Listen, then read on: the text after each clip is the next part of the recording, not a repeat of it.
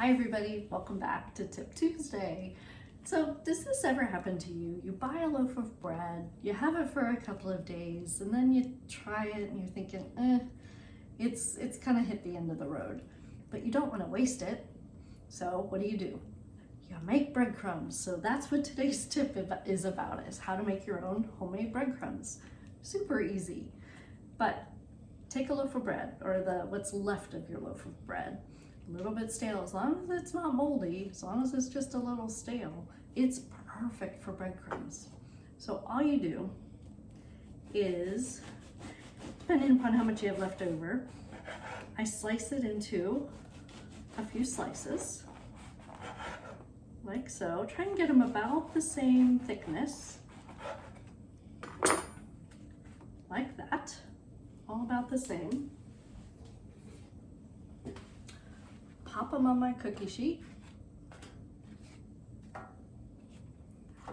and I will put them in a low oven. I put them in at about 250, and I just let them kind of bake, really, for about 30 minutes. I'll flip them partway through so that the underside gets dried out as well.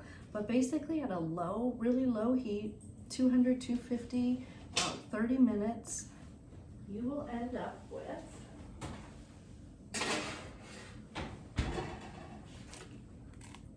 bread like this. Can you hear it? Okay. Now, could also work for a baguette. This was the end of a baguette that I dried out as well. If I have a baguette like this, it's a little thicker. I'm probably gonna need to pull out my Cuisinart, my food processor, and process these into crumbs. But bread like this, I don't need to pull out that. All I do is pop these in a Ziploc bag, like so. Alright, the third piece, we'll do that one as well. I guess we'll do it all at once. Get as much air out as I can. Put that in too. And take my rolling pin, just like that. Great way to work out some stress.